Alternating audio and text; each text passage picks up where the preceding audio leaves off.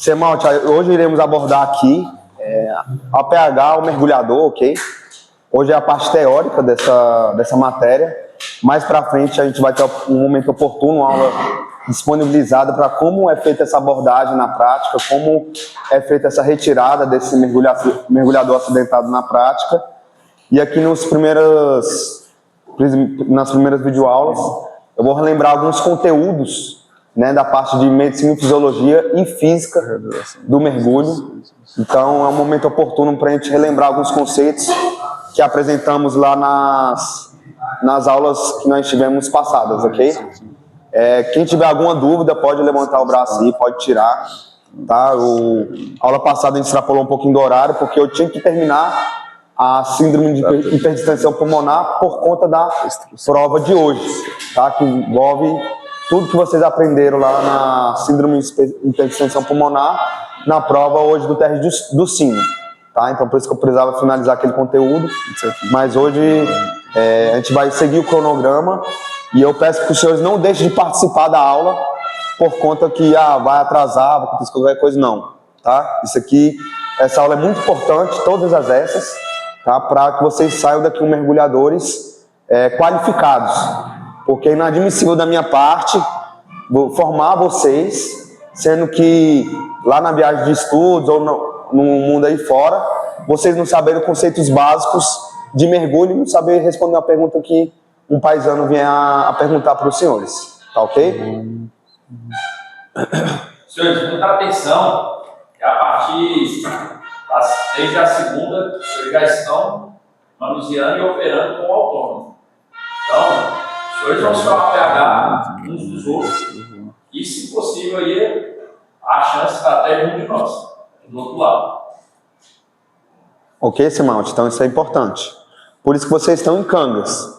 Logo, caso um vier acidentar e outro não, você tem que saber os procedimentos iniciais para prestar um bom atendimento, não só para um paisano, mas principalmente para um de vocês, um de nós, que pode acontecer com qualquer um aqui.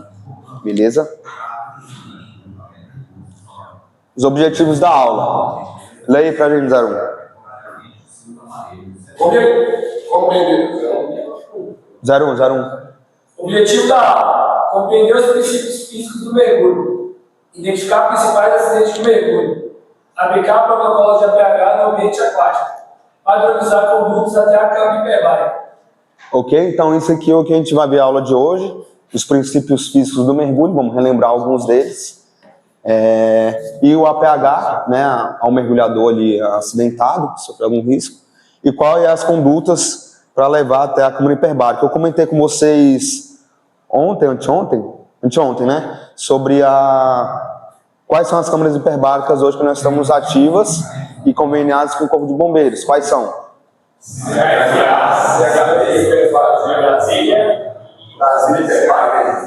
Beleza, Calixto? Vou até atualizar lá no grupo.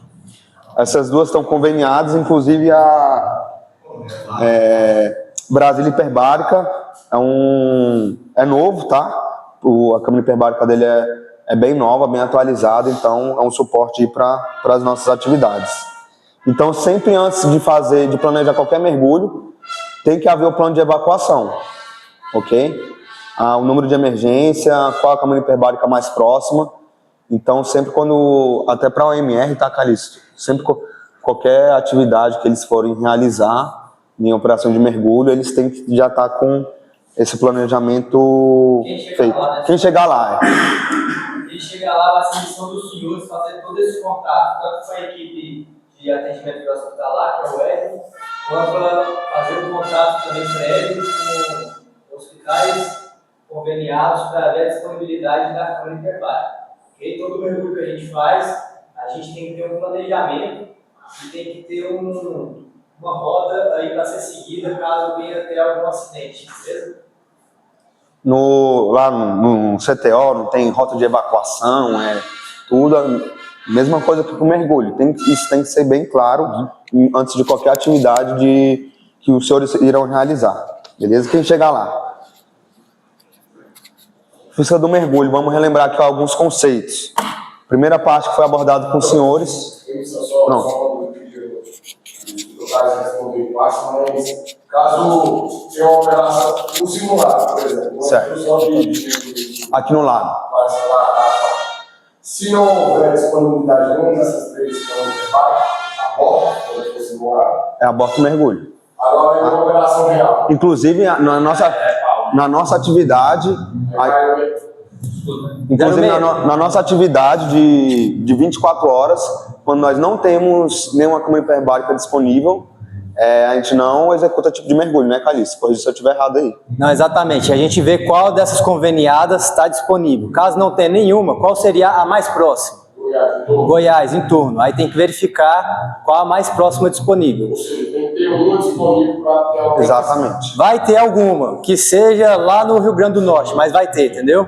Beleza. E aí a gente vê o nosso plano, como que a gente vai fazer caso precise fazer o transporte. Que não é viável a gente ir para um estado muito longe, né? Para fazer, mas caso seja necessidade de serviço e precise ser realizado o mergulho, né? A gente tem que saber qual a câmera que está mais adequada aí para a gente utilizar. E no caso, vocês vão para fora, quando foi Maranhão, quando foi Goiás, para dentro? Sim. Aí vocês procuram Mesma coisa, mais próximo do local. Isso. No caso lá do Maranhão, tinha uma câmara hiperbárica no local. No local. Essas conveniadas aí, tem um contato exclusivo do bombeiro de acesso para a segurança pública? Eu tenho um contato do dono da Brasília Hiperbárica, mas é o próprio contato do hospital. Normalmente, quando você pesquisa no Google, eles sempre atendem esses contatos aí, tá? A gente vai passar lá no grupo deles, eu vou passar no grupo deles, tá, Calixto? Você falou que no Maranhão tinha uma câmera no local. No local das Forças Armadas, móvel. Tá? Só que ela é individual, tá? Os senhores viram, não, lá no HFA tinha uma móvel também, um leito. Do lado das que os senhores entraram, que ela é móvel. Tá? Inclusive no HFA, antes de não ter essas duas conveniadas, há um tempo atrás, a câmara hiperbárica coletiva ela não estava em operação. Só estava em operação a individual. Então tem que ver esse detalhe também. Como a gente mergulha sempre em cangas, né? Possivelmente se um vier acidentar, o outro também. Inclusive eu até relatei nas nossas atividades, quando isso aconteceu, a câmara hiperbárica coletiva ficou uns 2 meses inativa. Tá? Mas em contrapartida tinha a câmara hiperbárica. Então nossas atividades continuou normalmente. Tá? Mas sempre vai ter uma câmara hiperbárica no local mais próximo. Alguma safado? A dúvida aí, Jeremias? Senhoras e senhores, Alguns princípios físicos, vamos lembrar. Lady Boy, né? A gente está careca de saber aí, estamos vendo há bastante tempo. As grandezas são inversamente proporcionais, né? Entre o volume e a pressão. Então, se a gente está mergulhando, está aumentando a pressão, o que vai acontecer com o volume? Proporcionalmente, ok? Se o volume ou se a pressão dobra, o volume reduz 2 vezes e assim por diante. 4 vezes aumentar a pressão, 4 vezes que o volume é diminuído. Lady Henry, eu cheguei a comentar com vocês, até para o Tenente Coronel Daniel Oliveira não tinha dado ainda para vocês, Lady Henry, Lady Dalton. Me lembrei o que é a Lady Henry.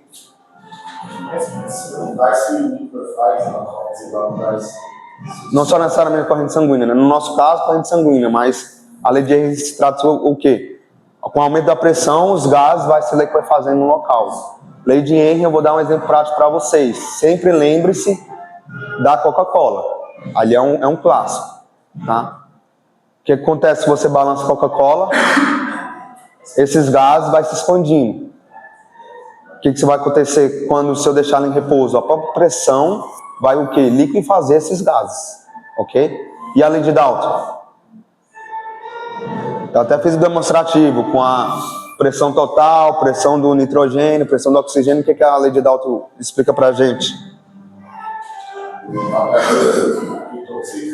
Não. A soma das pressões parciais. Boa, 10. É isso aí, ok? Então, aqui na atmosfera, quanto de nitrogênio a gente tem? Há o quê? Uma ata. Há 2 atas. Ficou claro isso aí, guarnição? A uma ata eu tenho 0,78 de nitrogênio. Há 2 atas. Pegou? Aqui há uma ata, a uma ata. Ai, caramba.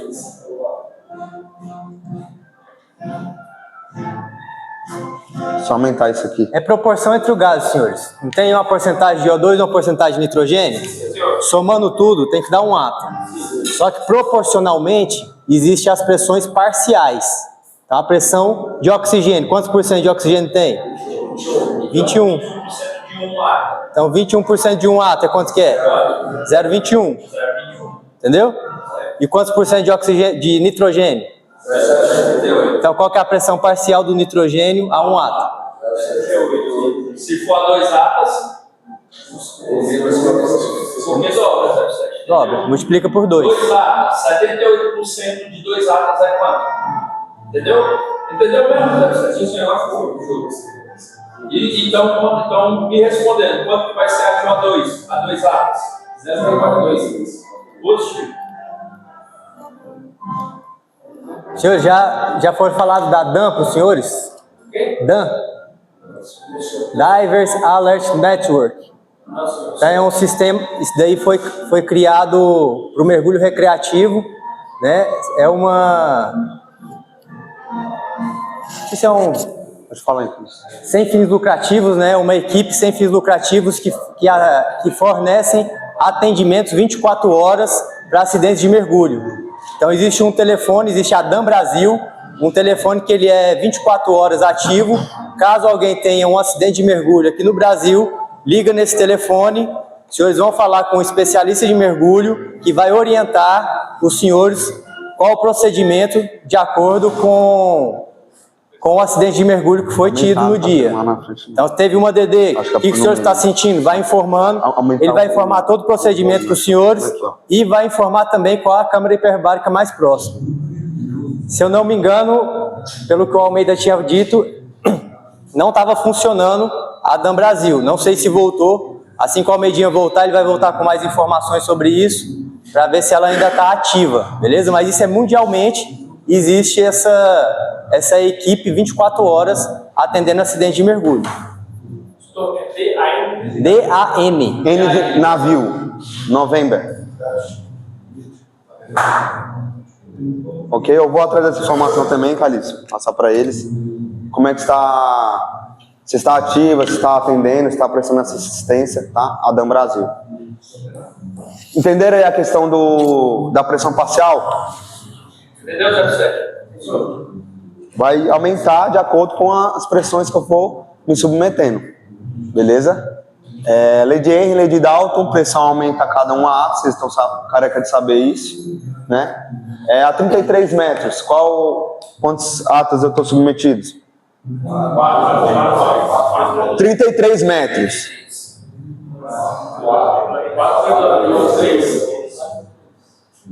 Estão aprendendo. E qual que é a pressão parcial do O2, essa profundidade? Isso.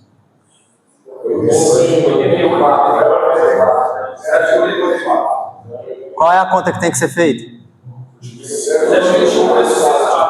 Vezes 4,3. 4,3. 4,3.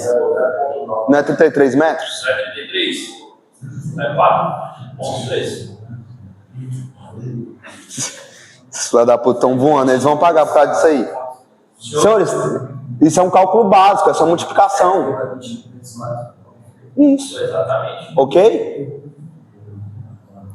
Aí o ar comprimido, não necessariamente o ar comprimido, mas o ar que a gente respira aqui, esse é o percentual.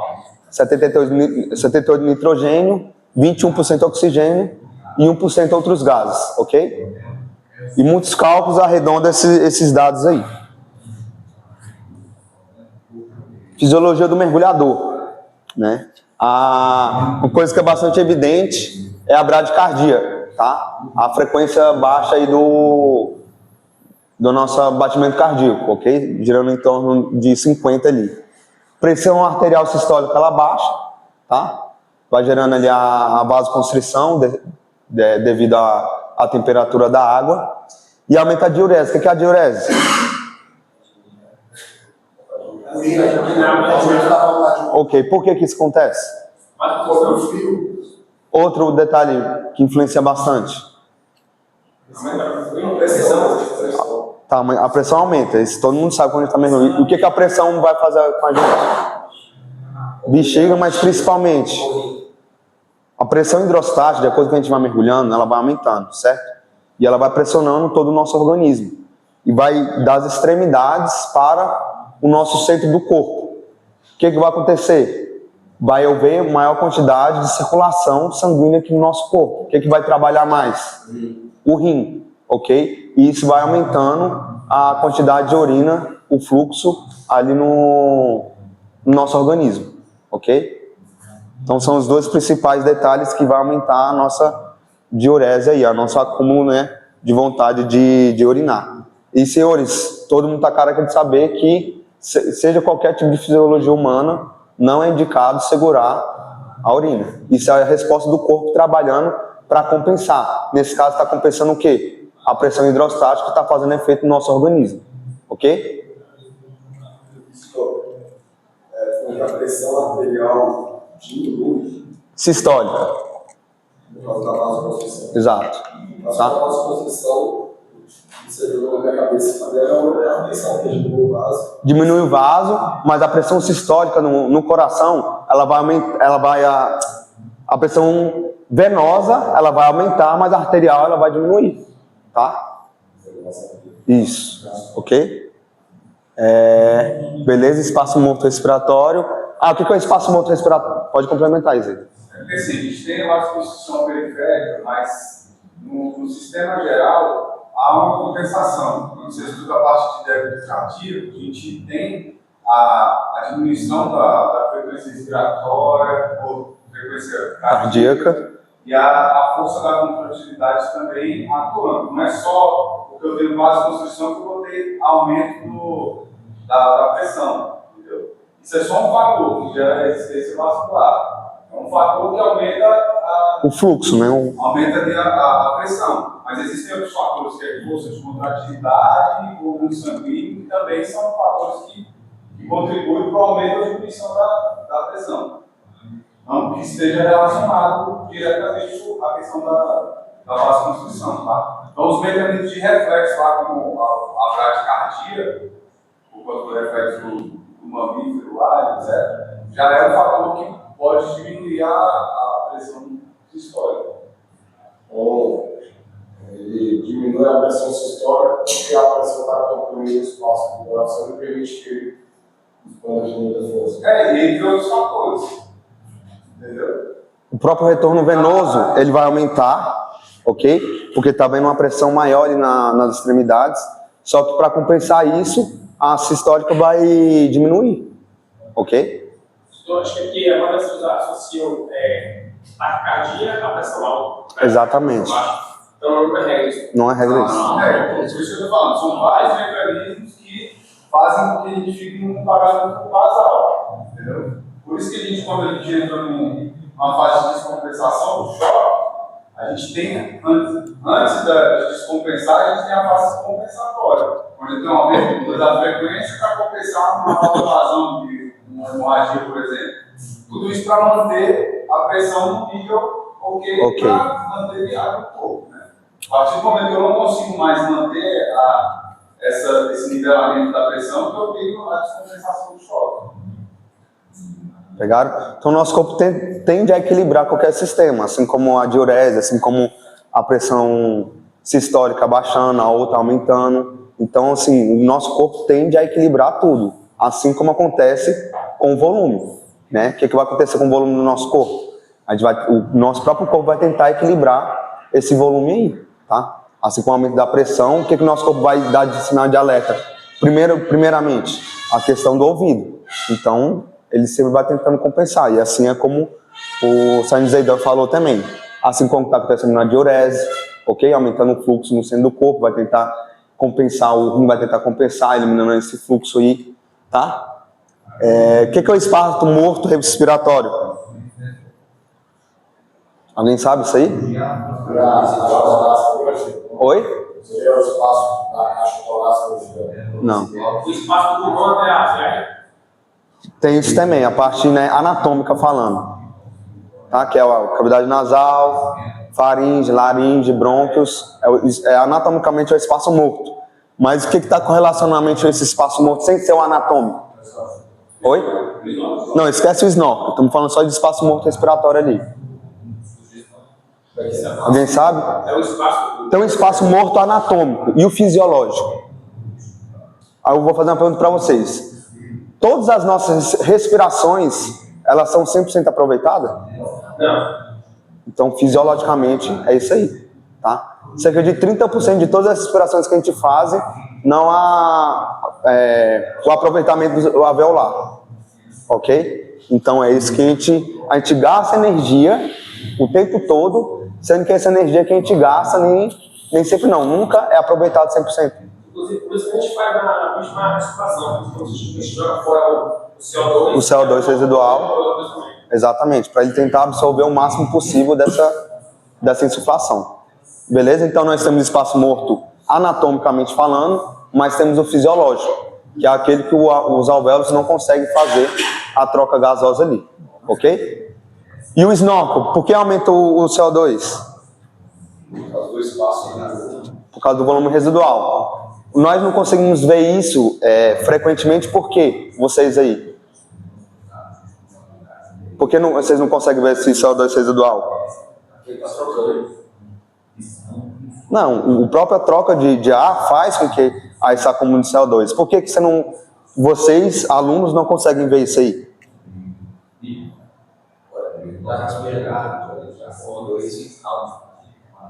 O que vocês ficam fazendo toda hora com o snorkel? Alagando, desalagando. Por isso vocês não conseguem ver. Mas se vocês ficarem um determinado tempo com o snorkel na boca, na superfície, o que vai acontecer com o snorkel?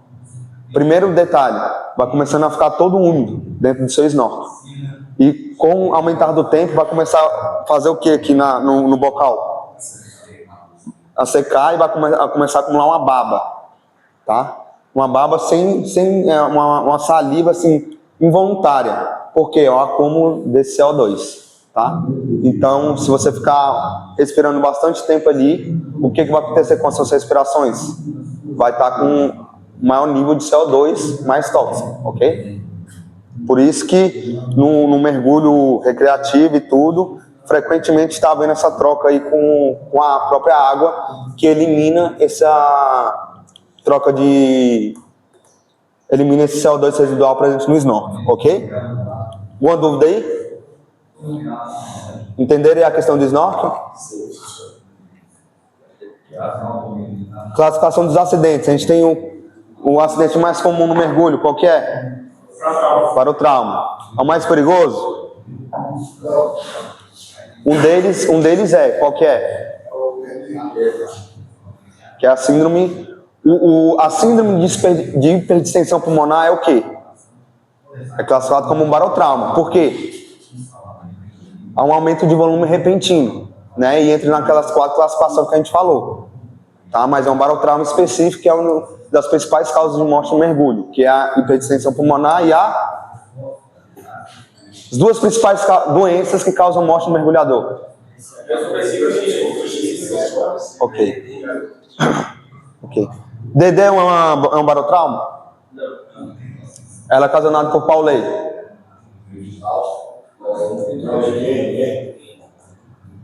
Beleza? Pegaram isso aí, todo mundo entendeu porque é a lei de Henry? Nitrogênio acumulado na corrente sanguínea. Ok? Beleza. Álcool com gás, Coca-Cola. Na doença descompressiva, eu vou relatar isso com vocês mais especificamente na aula de mergulho, tá? Na medicina e fisiologia do mergulho mais pra frente. Não teve esse tempo adequado ainda, tá? Embolia trauma, aí por isso que eu não vou entrar em detalhes. E aí nós temos o quê? Depois de doença descompressiva, o famoso ETA, que a gente abordou anteontem nessa aula aí também. Narcose pelo nitrogênio, já falei com vocês também, é o quê? A narcose por nitrogênio é associada a qual lei física? Não. Lei de Henry é a pressão, aumento da pressão. O que acontece com os gases? Se liquefaz. A narcose por nitrogênio se dá por quê? É o acúmulo de quê? De nitrogênio no corpo. Oi? Mas qual a lei física correlacionada? Se está aumentando a pressão parcial desse nitrogênio, qual é a lei física associada à narcose? Lei de Dalton, porque está aumentando a pressão parcial do nitrogênio. Nós só temos o efeito da narcose por conta do nitrogênio. O nitrogênio aqui é quanto? 0,79 aproximadamente. E por que a gente não tem narcose? Porque a pressão parcial dela que o nosso corpo está acostumado. Aí só vai ter narcose porque a pressão parcial vai aumentar a determinada profundidade. Que é associada, porque qual é a lei que é associada à pressão parcial? A lei de Dalton. E por último, toxicidade por O2. Beleza? O que é a toxicidade por oxigênio? Ele é tóxico para... O oxigênio já é tóxico para nós. Por que a gente envelhece? Tudo por causa da oxidação. O oxigênio é o que degrada o nosso corpo, nossas células, tudo da gente. Tem um estudo na China que estão fazendo uma pesquisa que se um ser humano respirar menos que o comum, a probabilidade dele viver mais é exponencialmente grande. Entendeu? Porque é o oxigênio que vai degradando nossas células. Ok? E a determinada profundidade, esse oxigênio vira altamente tóxico. Ok? Rapidinho, faz. Como que descobriram essa toxicidade em oxigênio? Foi feito testes, né? Então, bora, vamos mergulhar com oxigênio puro, né? O cara respirando aqui na superfície, oxigênio puro, tranquilo. Bora, mergulhar 1 metro com oxigênio puro. Não, calma. E aí foram fazendo testes. E eles perceberam que quando chegava na profundidade de 6 metros com oxigênio puro, a pessoa entrava em convulsão. Qual que seria a pressão ali do oxigênio puro a 6 metros? 1,6, certo? Falando de oxigênio puro, né? Oxigênio puro. Então, ele é quantos por cento? Se ele é puro? 100%. Então, a 1 lata, ele é quanto? Não, há uma ata. E a 6 metros? Não, calma. Calma aí, Marcelo. Bora lá. A 1 lata, esse oxigênio a 100%. É quanto a pressão parcial dele? 1. Concorda? Beleza. Quando, esquece o que a gente falou agora, no 100%. Quando a gente está a 6 metros de profundidade, a quantos átomos estamos submetidos? 6. Quanto vai ser a pressão parcial de O2, 100%, nessa profundidade? 1,6. Essa é a resposta. Ok? E então o que acontece? Quando nós estamos respirando o ar comprimido, tem quantos por cento de oxigênio? 21%, certo? A qual profundidade que a pressão parcial do oxigênio vai chegar a 1,6?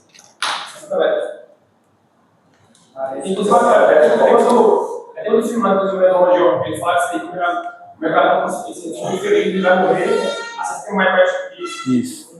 Então, acima de 60 metros, 61 metros, mais ou menos, né, ele é tóxico. Então, a gente não pode mergulhar com ar comprimido abaixo dessa profundidade. A gente vai ter que fazer outras misturas de gases com menos oxigênio para conseguir ir mais fundo. Todo mundo entendeu? Nessa profundidade eu posso, basicamente, diminuir o O2 e aumentar o N2? Olha a pergunta. A 60 metros, o O2 não é tóxico? E nessa profundidade eu posso simplesmente abaixar a concentração do O2 abaixo de 21 e aumentar de N2? Por quê?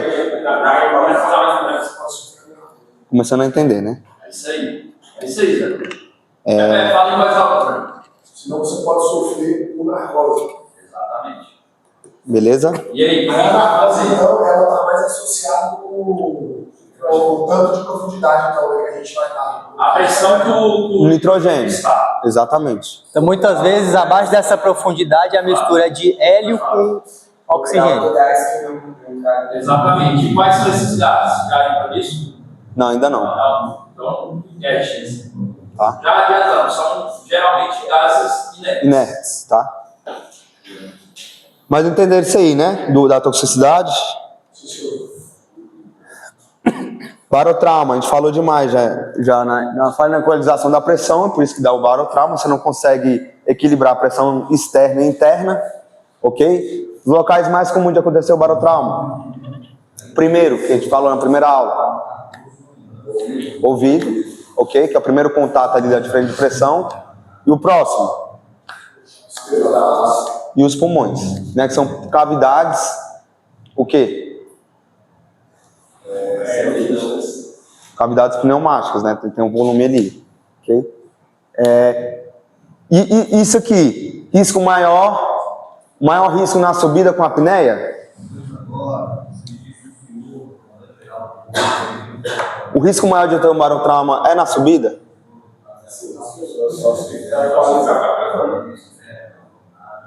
Frequentemente falando, o risco maior é na descida. O que é que isso aqui quer dizer? O maior risco quer dizer com fatalidade, ok? É isso que ele quer dizer. Ou seja, os barotraumas mais perigosos que tem é o quê? Qual o tipo de barotrauma mais perigoso que nós temos? Barotrauma pulmonar, síndrome de hipertensão pulmonar, ok? Então é isso que ele quer dizer. Não quer dizer com a frequência, e sim com o mais letal que é o quê? Barotrauma pulmonar, ok? Que é o quê? A síndrome de hipertensão pulmonar, beleza? Entendeu aí com relação a esse maior risco? E aí, a ruptura alveolar, onde eu tenho a ruptura alveolar? Em qual acidente? Qual acidente que os meus alvéolos, eles, vamos dizer assim, explode e passar para a corrente sanguínea? O ETA. Embolia traumática pelo gás ou pelo ar, ok?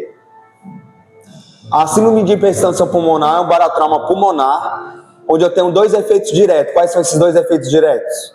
Duas localizações diretas.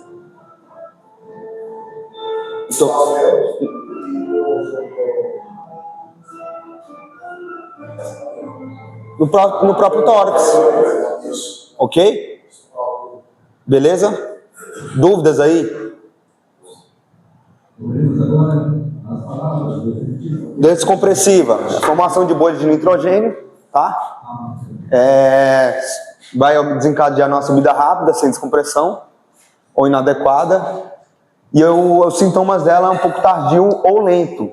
Por quê? Porque as bolhas vão começar a se alojar em determinados tecidos do nosso corpo, principalmente tecidos lipídicos, tá? Eu vou falar mais potencialmente na nossa aula de descompressiva, e lipídicos, articulações, e pode ocasionar também um acidente aí no sistema nervoso central. Ou seja, essas bolhas vão começando a entupir as nossas veias, ok? Isso eu vou falar mais pra frente. Então, só para entender aqui, a diferenciação da relação ao margem do barotrauma. A subida rápida, respirando, tira o ADD. Isso, porque você não dá tempo do seu corpo eliminar as bolhas de nitrogênio. Você vai passar aqueles 9 metros por minuto. Né? Isso. E o barotrauma, mesmo subindo devagar, só tem a perna. Isso, sem respirar, sem ter a troca de ar ali, beleza? Vários sintomas, né? Porque ele atinge tanto a parte da articulação, parte lipídicas, tá? Embolia traumática pelo gás, pelo ETA, eu já falei isso com você anteontem, com vocês aí, é a ruptura alveolar, né? Que ou é a ruptura alveolar, ou é ali no tórax, ok? Uma difusão direta ou indireta, que eu falei com vocês anteontem. Aí vai ocorrer uma isquemia, início imediato, que eu falei com vocês. Até o 07 me perguntou se esses sintomas... Foi você, 07, me perguntou se esses sintomas poderiam ser mais tardio, mas não, ele é sempre imediato, tá? E evolução rápida e grave. Narcose nós falamos aqui também. Ocorre geralmente depois dos 30 metros. Só que isso é relativo. Por quê? Tem Oi?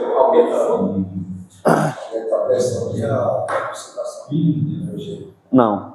Ela é relativa por conta do organismo de cada um, tá? Cada um, por exemplo, tem amigo meu que o bicho nunca fica bêbado. Então, pode entender que o quê? A dificuldade dele de sofrer embriaguez, né? devido a outros fatores, pode ser que venha a ser maior. Aí, 12, 1, 6, 2, 5, tá? Geralmente vai ter que descobrir seu limite. Não confundam, senhores, não confundam. Não confundam. Beleza? Aí vai feito a anestesia do sistema nervoso central. Um prejuízo de julgamento. O que acontece quando a gente está bêbado? Os efeitos aí O que a gente acha quando a gente está bêbado? Que a gente nunca está bêbado. Isso é o que quer dizer o prejuízo de julgamento. Você tá tendo a narcose, só que você acha que não está tendo a narcose. Ok? Exatamente. E o risco operacional é elevado, tá? O risco operacional, você está trabalhando ali, só ali depois dos 30 metros, você pode ter a narcose e você nem saber que você está tendo narcose. A vacina de 30 metros de profundidade tem a ver também com a velocidade descida? Não necessariamente, porque tem a ver mais com a pressão parcial do nitrogênio, ok? Beleza? Fiz um mergulho de 30 metros, por exemplo, isso para poder o tempo de fim, né? E subi sem fazer as paradas, sem compressão. Ele para na medida. Exatamente, tá? Toxicidade de nitrogênio nós já falamos.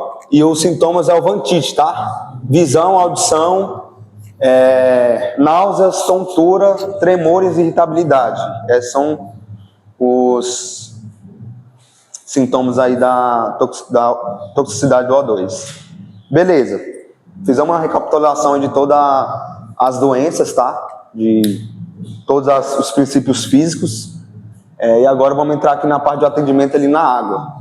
E pode ficar tranquilo que eu botei a aula, que eu vou falar esmiuçadamente para vocês sobre toxicidade de O2, doença descompressiva, tá? Que é só uma recapitulação para entrar nos tipos de tratamento no APH, porque eu tenho que saber que lesão que ele possivelmente sofreu, se foi uma doença descompressiva, se foi um ETA, se foi simplesmente um barotrauma de ouvido, porque um barotrauma de ouvido o que pode acarretar? Inconsciência.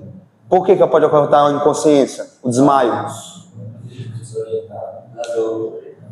Por conta do que? Quem falou aí? Por conta da dor. O excesso de dor é um alarme do nosso corpo a desmaiar. Tá? E por isso que a gente tem que entender esses princípios para entender qual é o tratamento que a gente vai abordar para o nosso canga ou para algum mergulhador ali acidentado. Beleza? O que nós temos que ter em qualquer acidente, seja ele na água, seja na terra aqui, qual o primeiro procedimento que nós temos que ter antes de fazer qualquer atendimento? Segurança da cena e principalmente o quê? Nossa. Ok? Então a nossa segurança sempre vem em primeiro lugar. Tá? Garantir, aí beleza, temos a nossa segurança. E o que nós temos que fazer, que eu falei com vocês lá quando eu fui vítima de algum simulado, de alguma atividade que a gente fez, qual a primeira coisa que eu tenho que fornecer para minha vítima? Para quê? Diazerese fora d'água, né? Poder fazer uma ventilação e etc. Ok? E aí a gente vai fazer o quê? A gente mantém a flutuabilidade, bem possivelmente aquela nossa vítima vai ser o quê? O que vai estar no organismo dela? O que vai acontecer com as células dela? O hipóxia. Então o que eu tenho que fornecer para ela? Posso fazer compressão? Ela está em parada. Posso fazer compressão ali, de imediato? Na água? Tem como? Tá? Você sabe que ele veio à superfície, tá? Voltou o nível de consciência, ok? E ele não fez uma parada de segurança, que a gente falou ali em algum momento nos 5 metros ali. O que eu posso fazer com ele? Ele não fez a parada de segurança. Volta com ele e faz a parada de segurança ali a 5 metros, para evitar o quê? Doença compressiva. Aí o que vai acontecer nos 5 metros ali? Uma maior dissolução desse nitrogênio residual do corpo dele, ok? Porque a maior variação ali é aonde? De todo o nosso corpo. Os últimos 10 metros. Tá? Onde há a maior variação do nosso volume. Seja ele qual for. Beleza? Entenderam isso aqui? Que a gente já começamos a entrar em APH efetivamente, tá? Nos últimos 10 metros é porque aquela situação que dobra. Há uma variação, tá? Qual o volume do nosso pulmão? O que eu falei com vocês? Porque qual que é a prioridade nessa situação? Qual a prioridade no acidente de um mergulhador? Bem possivelmente. Por quê? Tá, onde tá, o que está acontecendo com as células dele? Está acontecendo uma hipóxia. Então vai ser XABCDE o tratamento? Não. Vai ser qual? A o quê? A é o quê? O B? E C? Para não vier uma parada aí futuramente.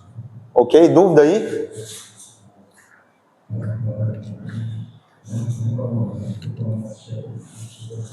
Como nós vamos ter que colocar esse corpo? Decúbito dorsal, para o quê? Vias aéreas fora d'água, ok? Mas aí eu estou fazendo um transporte, já tirei ele da fora da água, já forneci flutuabilidade, já fiz as 10 ventilações ali de insuflação, retirei ele da fora da água. Como que eu vou posicionar esse corpo?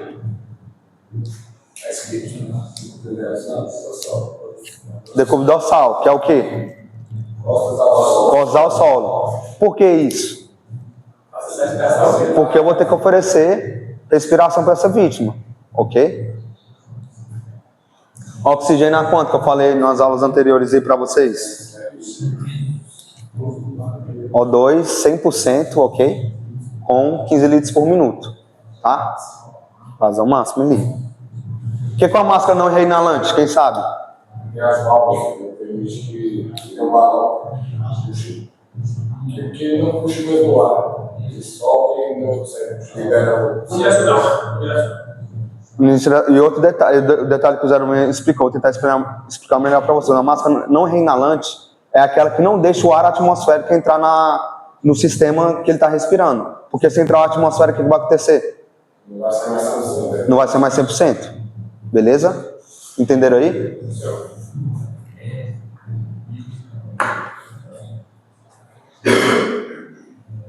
O que nós vamos ter que fazer com essa nossa vítima? Beleza, eu forneci flutuabilidade, eu fiz a insuflação, retirei da água, né? Colocar na superfície rígida para ele ficar no decúbito dorsal, fornecer a oxigenoterapia, tá? De 100%, máscara não inalante. O que eu vou ter que avaliar agora dessa minha vítima? Qual é o seu nível de consciência? Ok? Veio 24.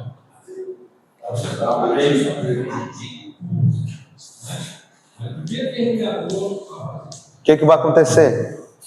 Vou ter que avaliar qual é o nível de consciência dessa minha vítima. E quais são os detalhes os primeiros detalhes que eu posso ver no nível de avaliação dessa minha vítima, sistema neurológico? Abertura ocular, se ele está abrindo o olho, como é que está a situação ocular dele? Qual outro detalhe que eu posso ver? Responsividade, a resposta motora, tudo a gente vê lá no grupamento de atendimento pré-hospitalar, né? Responsabilidade motora, abertura ocular, noção de espaço, onde ele está, não é isso que a gente vê lá tudo? Pode usar o Glasgow, só que aqui na situação pra gente é fácil usar o Glasgow, só que para uma pessoa que não tem familiaridade com o sistema de nível neurológico na prática, 06, um mergulhador sem ser bombeiro, ele possivelmente não vai saber a classificação de Glasgow, correto? Então ele vai ter que saber resposta motora, abertura ocular, noção de espaço, de tempo, ok? A fala, como está a fala. Então tudo isso a gente consegue checar o nível neurológico dessa minha vítima, tá? E a reavaliação, sempre o quê? Contínuo. E sempre tratar como o quê? O primeiro sinal que ele apresentou, ok?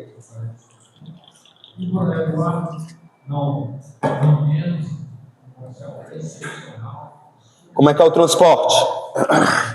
Referência no mesmo nível terrestre. Terrestre, exatamente. Sempre terrestre, se possível, né?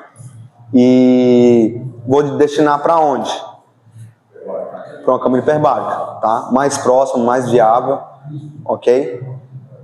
urgência absoluta, tá? Porque, igual a gente conversou, ou ele vai morrer por hipóxia, né? Ou ele vai morrer por uma doença descompressiva, um ETA. Então, acidente envolvendo mergulho é de extrema urgência.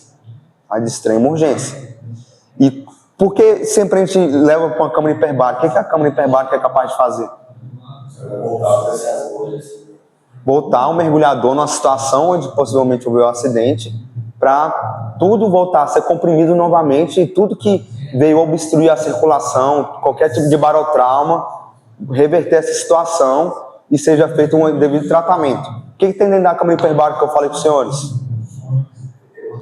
Dentro da câmara hiperbárica que eu falei com os senhores?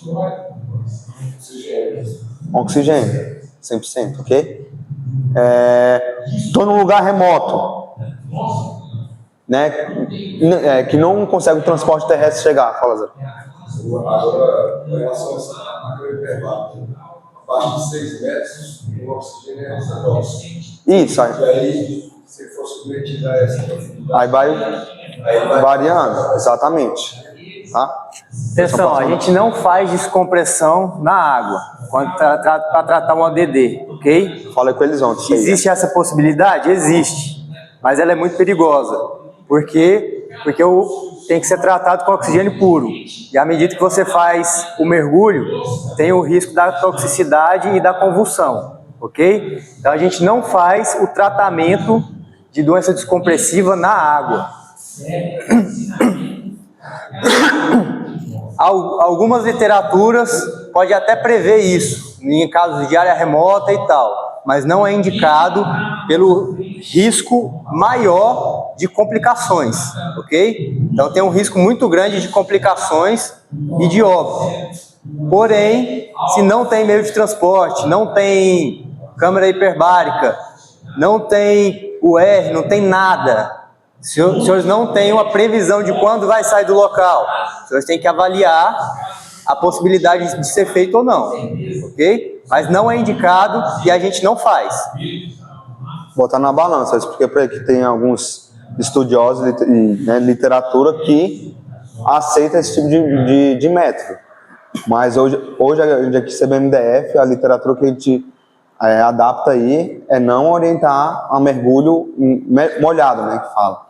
O mergulho a seco é aonde? Câmara hiperbárica. Okay? E aí, 04, na câmara hiperbárica, eles vão colocar o O2 a uma pressão maior do que 1.6. Mas ali está no seco e tem todo o controle do que está sendo feito. E aí vai seguir as tabelas da câmara hiperbárica para o tratamento. Ok? De acordo que não seja que o organismo do ser humano que estiver lá não sofra complicações.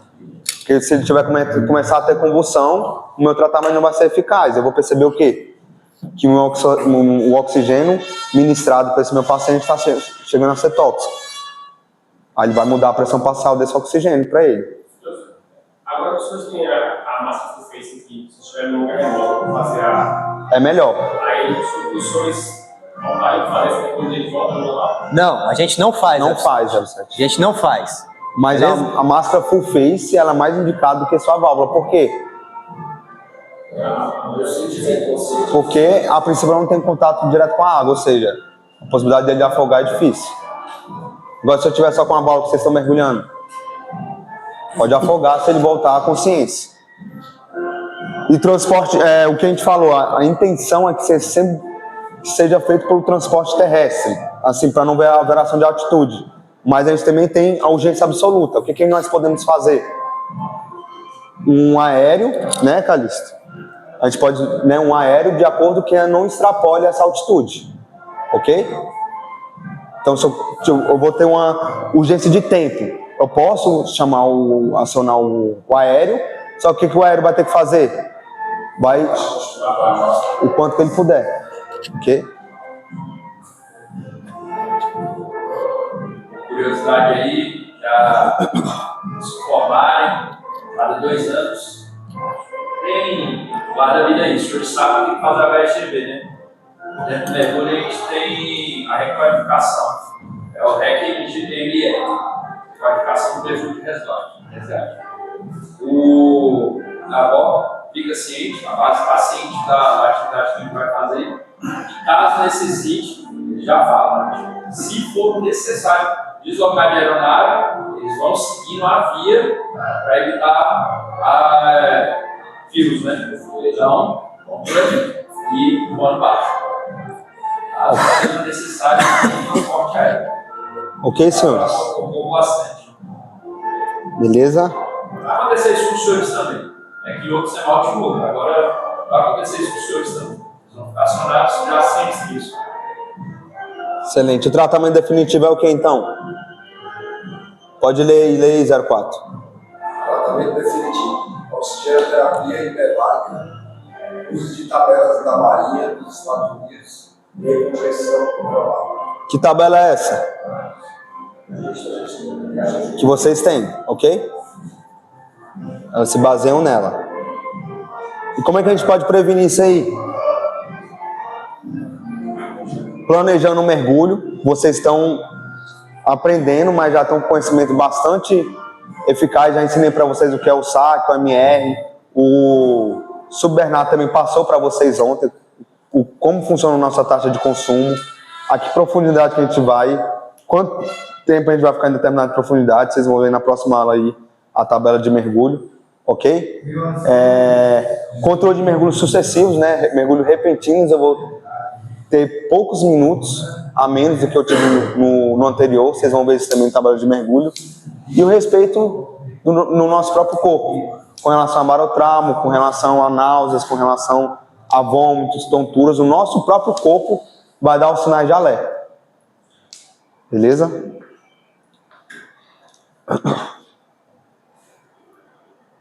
Aí vai ter o SCI, né, que todas as nossas atividades vai ter o próprio SCI, vai ter a lancha de apoio ali central, vai ter rota de extração. Por isso que a gente está falando sobre a câmara hiperbárica, a Alice falou, sim, vai ter uma câmara hiperbárica. Todos os planejamentos de vocês vai ter um sistema de comando de incidentes. Porque caso venha acontecer um acidente, sabe para quem reportar, sabe como direcionar determinada ocorrência. Organização do quê? Da equipe, embarcação, equipamento, segurança. O que vocês andam o tempo todo, o curso inteiro? É o equipamento. A equipe, sempre tem o quê na nossa equipe aqui, nas nossas atividades? Oficial de segurança. Sempre tem a embarcação principal, que é a embarcação onde está fazendo o treinamento aí com vocês. Na quinta passada, qual foi a embarcação principal? Da Polícia Federal, ok? Mensagem final. Acidente de mergulho é o quê? O tempo depende demais, tá?